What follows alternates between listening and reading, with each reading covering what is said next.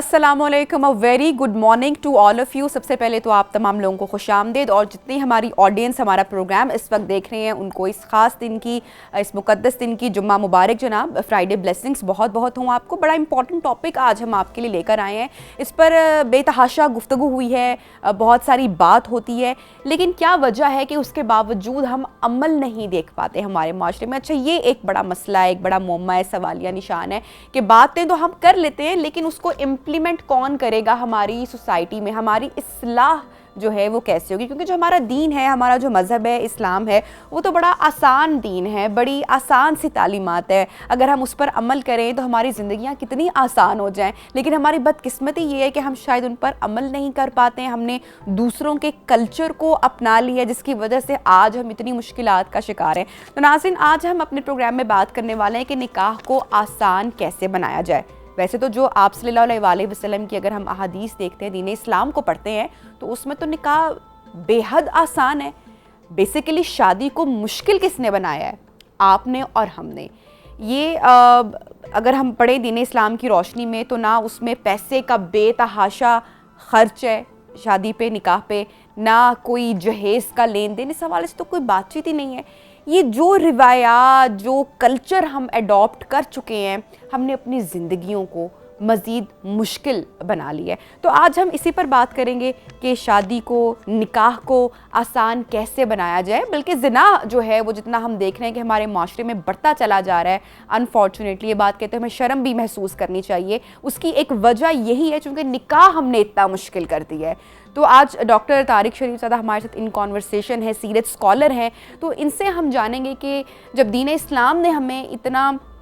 आसान तरीका बताया, तो फिर वो कौन से पर्सपेक्टिव हैं, वो क्या चीज़ें हैं जिसकी वजह से आज हमने इन तमाम मामलात को इतना मुश्किल कर दिया। अस्सलाम वालेकुम and very good morning doctor साहब, कैसे हैं? वालेकुम अस्सलाम रहमतुल्लाह, बहुत शुक्रिया। डॉक्टर साहब, टॉपिक आपके सामने कि निकाह को हमने या शादी को हमने जितना मुश्किल कर दिया है, ज़िना कितना माशरे में, बदकारी जो है वो कितनी कॉमन हो चुकी है, दूसरी जो बुराइयां हैं उनमें हम कहते हैं ना कि अगर आप निकाह को शख्स करता है तो वो 50% जो है उसका जो दीन है वो वहाँ पे मुकम्मल उसका हो जाता है और वो बाकी गुनाहों से बच जाता है। मैं चाहूँगी कि आज हम इस पर बात करते हैं कि इसको मज़ीद, शरीयत ने तो बड़ा आसान बताया हुआ लेकिन हम बात नहीं करते इस पर इतनी। बिस्मिल रब्बी मोहम्मद करीम अलैहिस्सलातु तस्लीम। सबसे पहले तो यादावरी का शुक्रिया, और हमेशा की तरह आज का उन्वान जो है ये भी मैं समझता हूँ कि मुआशरे की एक बहुत बड़ी हिफाजत का ज़रिया और वसीला बन सकता है अगर हम इसको सही मानों में एड्रेस कर सकें और इसको जान सकें, और फिर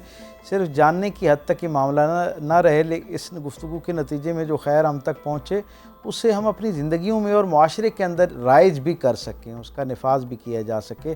दीन रहमत जो है वो क्योंकि दीन फितरत है और इंसानी फितरत के तकाज़ों के ज़ैल में जितनी भी हिदायत आई हैं उनमें दीन रहमत के हवाले से मुसलमान जो मुफ़क्किरीन हैं उनकी बात तो, राय तो अपनी जगह पे है। गैर मुस्लिम मुफ़क्किरीन भी ये कहने पर मजबूर हैं कि ये दीन हमें यूँ लगता है घराने के हवाले से, ख़ानदान के हवाले से, ख़ानदान की अक़दार को महफूज करने के हवाले से इतनी तफसील में हिदायत और रहनुमाई अता करता है कि गोया ये घराने का दीन है। यानी बहुत से गैर मुस्लिम मुफ़क्किरीन जो हैं वो ये समझते हैं कि ये दीन ही असल में घराने का दीन है, क्योंकि ये जो ख़ानदान का एक तसव्वुर है उसको मुखातिब करते हुए अपने अहकामात जो है वो जारी करता है। और ये एक बहुत ही खुशाइंद पहलू है, खुशगवार एहसास के साथ एक पहलू है कि दीन रहमत ने इंसानी फितरत के हवाले से इंसानी घराने को मुखातिब किया और इंसानी घराने की बुनियाद जो है वो निकाह को करार दिया है। सो इससे अंदाज़ा ये होता है कि तहज़ीब के नाम पर, अक़दार के नाम पर जो कुछ भी महफूज रास्ता हम तक पहुंचता है उसका जो बुनियादी ज़रिया है वो निकाह है। और आप ये देखें पूरी इंसानी तारीख़ इस बात पर गवाह है कि जब जब निकाह का इंस्टीट्यूशन जो है वो जितना मजबूत हो किसी मुआशरे के अंदर, वहाँ पर खैर का इंस्टीट्यूशन इतना मजबूत हो जाया करता है और वहाँ पर बुराई के लिए और बिलखुसूस बदकारी के लिए दरवाज़े जो हैं वो कमज़ोर होना शुरू हो जाते हैं, महदूद होना शुरू हो जाते हैं। दीन रहमत ने इसीलिए निकाह को इतना ही ज़्यादा आसान बनाने पे एक तो निकाह करने की तरगीब दी है और फिर निकाह करने के साथ साथ निकाह को आसान करने की, आसान बनाने की तरगीब जो है वो दी गई है। फितरी तौर पर इंसानी तहज़ीब के अंदर ये बतौर कल्चर ये चीज़ पाई जाती है کہ انسانوں نے نکاح کو بہت زیادہ گلوریفائی کر دیا ہوتا ہے اور اس کے ساتھ بہت ساری رسوم و رواج نے جو ہے وہ اپنی جگہ بنا لی ہوتی ہے. نتیجتاً ایک بہت عام اور سادہ جو زندگی کا ایک کرینہ اور سلیقہ اور تقاضا ہے جو بہت آسانی سے پورا کیا جا سکتا ہے، اسے اتنا مشقت پر مبنی کر دیا جاتا ہے، اتنا مشکل بنا دیا جاتا ہے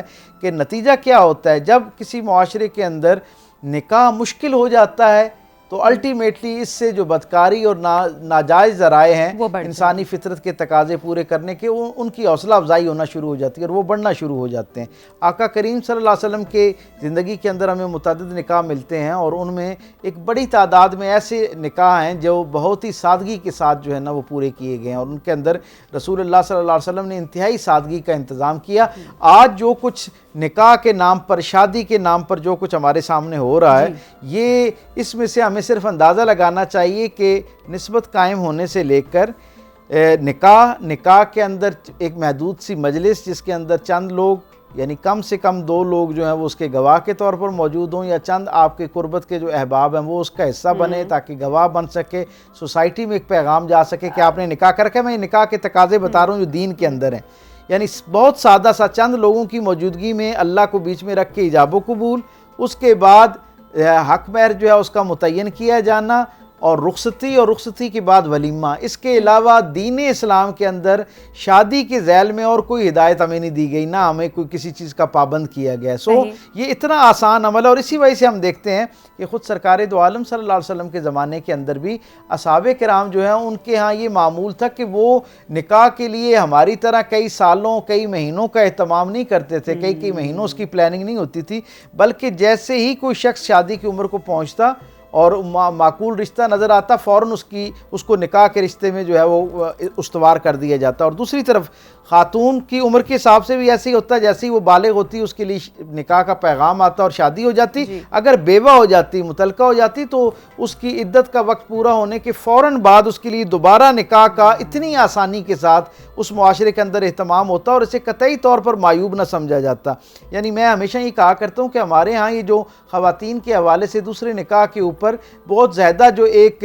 یوں سمجھ لیں کہ ایک بہت زیادہ ہمارے ہاں تنگ نظری پائی جاتی ہے. ہم فکری طور پر کیا عربوں کے اس گمراہ معاشرے سے بھی کمزور ہو گئے ہیں کہ ان کے ہاں باقی ساری علتوں کے باوجود کم از کم جو دوسرا عقد ثانی تھا، عورت کا بیوہ ہو جانے یا مطلقہ ہونے کے بعد دوسرا نکاح کرنے کا حق جو تھا وہ انہوں نے عورتوں کو دے رکھا تھا. ہم تو آج ہمارا معاشرہ تو معذرت کے ساتھ اس سے بھی زیادہ ایک درجہ نیچے جو ہم سوچنا. سوال آپ کے لیے رکھنا چاہوں گی اور میں چاہتی بھی ہوں کہ اس کے اوپر جو ہے وہ بات ہو سکے، کیونکہ خواتین کی جانب سے یہ ہمارے ہاں مردوں پر بڑا پریشر ہوتا ہے نا ہماری سوسائٹی میں کہ اجازت نہیں ہوتی، گھر والوں کی جانب سے بھی نہیں ہوتی ہے اور بیوی کی جانب سے تو بالکل بھی نہیں ہوتی ہے. اور یہ بات میں نے بے تحاشا مرتبہ اپنے شو میں بھی میں کر چکی ہوں، اپنی سراؤنڈنگ میں آپ کی بھی آبزرویشن، آپ کا بھی ٹریول ماشاءاللہ اتنا زیادہ ہے کہ خواتین جو ہے وہ یہ بات کرتی ہوئی ہمیں دکھائی دیتی ہیں کہ دوسری خاتون اگر کہ ہے اس سے تعلق رکھنا اس کی اجازت دے دی ہے، لیکن نکاح کی اجازت، شادی کی اجازت شوہر کو نہیں دی گئی. باقی تم نے جو کرنا ہے کر لو، لیکن شادی جو ہے وہ نکاح میں کوئی اور خاتون نہیں آئے گی. یعنی کہ تو سر عام مطلب برائی کو جو ہے وہ پروموٹ کیا جا رہا ہے یا اس طرح سے ہو رہی ہے. تو یہ نہیں آپ سمجھتے کہ یہ ایک بڑی غلط روایت ہے جو کہ چل پڑی ہے؟ بہت سادہ سی بات ہے یہ جو آپ نے جو ابتدائی گفتگو میں کہا تھا نا، نکاح کو آسان بنا دیا جائے. جس معاشرے کے اندر نکاح آسان ہوتا ہے نا وہاں پر باقی سماجی علتیں خود بخود مشکل ہونا شروع ہو جاتی ہیں. ہمارے ہاں کیونکہ نکاح کو اتنا مشکل بنا دیا گیا ہے، یعنی آپ یہ دیکھیں کہ رسول اللہ صلی اللہ علیہ وسلم کا مزاج تو یہ ہے، آپ کے معاشرے کا مزاج یہ ہے کہ حضور مدینے کے اندر موجود ہیں، زمانہ امن ہے اور مدینے کی وہ جو 6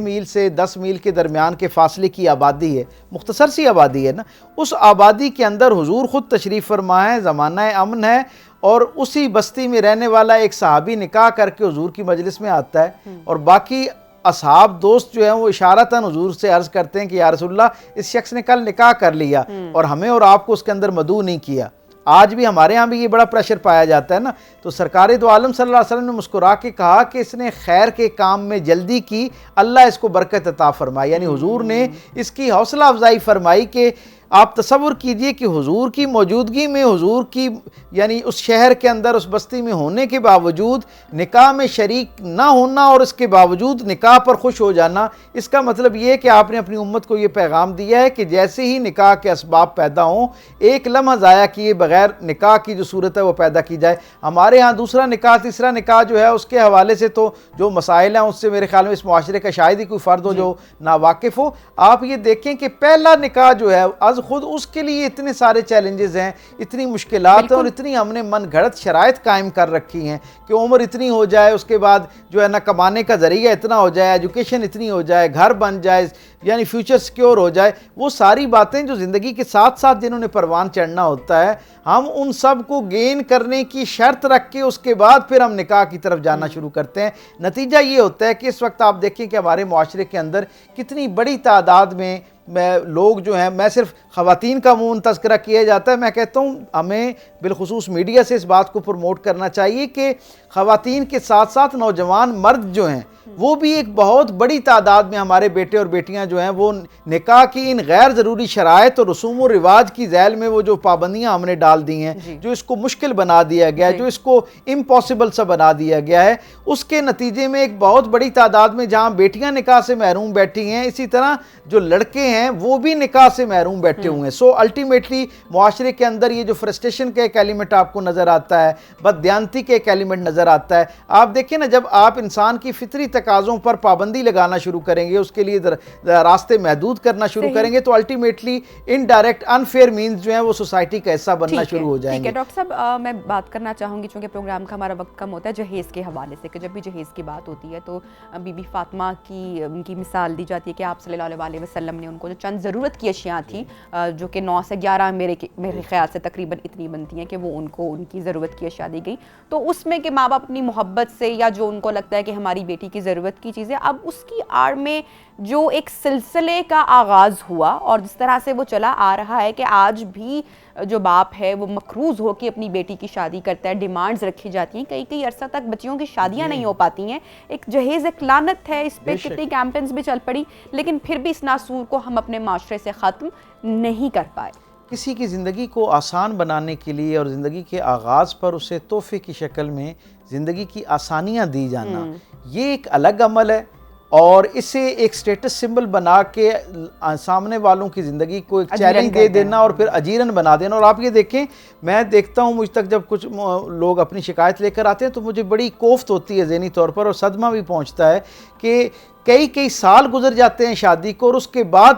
پتہ چلتا ہے کہ جی تنازع اس بات پہ تھا کہ آج سے 15 سال پہلے جب شادی ہوئی تھی تو فلاں چیز جہیز میں نہیں دی گئی تھی، یا فلاں چیز کی ڈیمانڈ تھی یا اس زمانے میں رائج تھی اور آپ لوگوں نے نہیں دی تھی۔ یعنی دنیا کہاں چلی گئی، آپ زمانے میں کہاں تک تقاضوں میں چلے گئے، نہ جانے کتنی خوشیاں آپ نے اکٹھی گزاری، کتنے دکھ سکھ میں ایک دوسرے کا سہارا بنے، وہ ساری باتیں بھول جاتی ہیں۔ لیکن وہ جو جہیز کے ساتھ وابستہ کچھ علتیں ہیں، وہ جو کچھ خرابیاں ہیں، وہ مستقل ایک سمبل بن کے ہمارے ساتھ زندگی کا حصہ بن جاتی ہیں۔ میں سمجھتا ہوں روایات تک بھی اگر ان چیزوں کو رکھا جاتا نا تو شاید مسائل پیدا نہ ہوتے۔ یعنی جیسے ابھی ہم نے کہا کہ کائنات کی سب سے عزت دار بیٹی، یعنی انسانی تاریخ میں اس سے بڑھ کر کوئی عظیم الشان کردار، اخلاق اور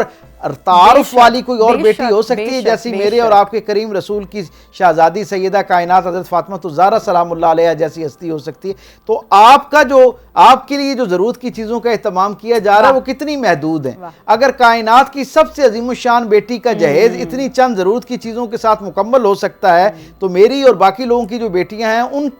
ان کے لیے زندگی کے آغاز پر یعنی اتنی طویل فہرست کیوں جو ہے وہ چیلنج بن کر ہمارے سامنے آ جاتی ہے؟ ہم دین اسلام کی فطرت کے عین مطابق کی دین ہے، ہم اس کو اگر پڑھیں، اس کو سمجھیں نا، اس میں بارات کا ہمیں لفظ تک نہیں کہیں پر، اگر آپ اس کو اسٹڈی کریں، بارات کا کانسیپٹ ہی کوئی نہیں ہے، مہندی کا کوئی کانسیپٹ ہی نہیں ہے، جہیز کا کوئی کانسیپٹ ہی نہیں ہے، لاکھوں روپیہ خرچ کرنا، کروڑوں روپیہ خرچ کرنا کوئی کانسیپٹ ہی نہیں ہے۔ صرف ایک کہا گیا کہ ایک اناؤنسمنٹ ہے، نکاح ہے جس کی چند آسان سی کنڈیشنز بتائی گئی ہیں۔ یہاں پر ایک بڑی اہم بات جو میں چاہوں گا، کیونکہ وقت کم ہے اس لیے ہمارے سامعین تک یہ بات پہنچے، اور یہ بڑی منفرد بات ہے، بڑا دل تھام کے اس کو سوچیے گا اور بالکل ذہن کو تعصب سے پاک کر کے میرے سارے سامعین اور ناظرین جو ہے نا وہ اس کو سنیں کہ آپ یہ دیکھیں سیدہ کائنات کا نکاح ہونے جا رہا ہے اور جناب علی کرم اللہ وجہ کریم کا بطور رشتہ جو ہے نا ایک شخصیت فائنل ہو رہی ہے، تو رسول اللہ صلی اللہ علیہ وسلم ان سے پوچھ رہے ہیں کہ تمہارے پاس نکاح کرنے کے لیے کیا موجود ہے. اور آپ یہ دیکھیں کہ جہیز کے نام پر جو چیزیں حضور ختمی مرتبہ صلی اللہ علیہ وسلم نے اپنی شہزادی کو دیں،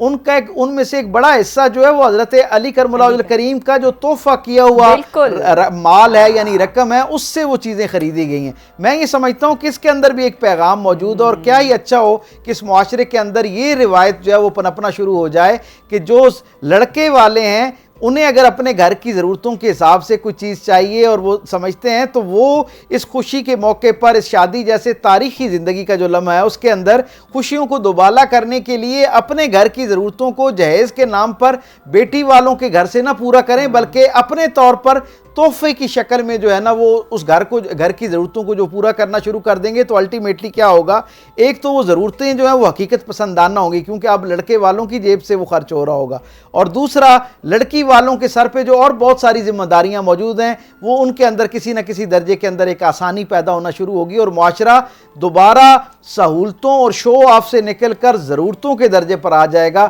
اور ہم سب جانتے ہیں کہ ضرورتیں جو ہیں وہ فقیروں کی بھی پوری ہو جایا کرتی ہیں، اور سہولتیں، آسائشیں اور آسائشوں پر مبنی خواب جو ہیں وہ بادشاہوں کے بھی ادھورے رہ جاتے ہیں. اس لیے زندگی کو دوبارہ حقیقت کے قریب لائیں، اور یہ جو ہمارے ہاں ایک سوال ہے نا، خدا را اس سے کسی طریقے سے اپنی جان چھڑائیں. یہ جو ہر وقت ہماری زندگی کے اندر ہر قدم جب ہم اٹھاتے ہیں تو پہلا سوال آتا ہے کہ لوگ کیا کہیں گے. میں یہ سمجھتا ہوں اس خوف سے اپنے آپ کو باہر نکالنا چاہیے. ہم ہی لوگ ہیں، میں لوگ ہوں، آپ لوگ ہیں، ہمارے دیکھنے سننے والے لوگ ہیں. آج ہم ایک مثبت قدم اٹھائیں گے تو آٹومیٹیکلی سوسائٹی کے اندر شاید پہلی مرتبہ یہ عجیب سا لگے، دوسری مرتبہ عجیب سا لگے، لیکن کچھ لوگ اگر ذمہ داری کے ساتھ اور اجتماعی اپنی رسپانسبلٹی کو سمجھتے ہوئے خیر پر اپنے آپ کو قائم کر لیں گے نا، اچھی روایات کا احیاء کریں گے، ان کا ریوائیول کریں گے، تو الٹیمیٹلی کچھ دنوں کے بعد، کچھ مہینوں بعد دوبارہ سے اچھی خوبیاں پیدا ہونا شروع ہو جائیں گی. اگر آپ کسی کی بیٹی اپنے گھر لے کر آ رہے ہیں تو ان کے لیے باعث خیر آپ بنیں، ان کے لیے آسانیاں پیدا کریں.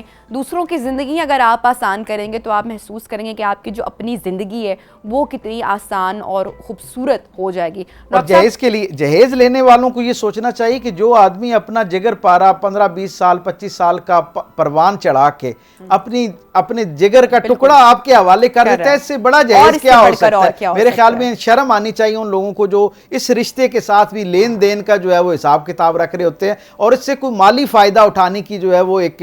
خواب اور ایک کوشش کر رہے ہوتے ہیں. اللہ ہم سب کو ہدایت دے. آمین آمین. ڈاکٹر صاحب تھینک یو سو مچ، آپ نے ہمیں جوائن کیا. انشاءاللہ ناظرین آپ سے ہوگی اگلے جمعے کو ملاقات ایک نئے سیگمنٹ کے ساتھ، ایک نئے ٹاپک کے ساتھ. تب تک اجازت دیجیے اور اپنا بہت سارا خیال رکھیے، ہمیں بھی دعاؤں میں یاد رکھیے. اللہ حافظ.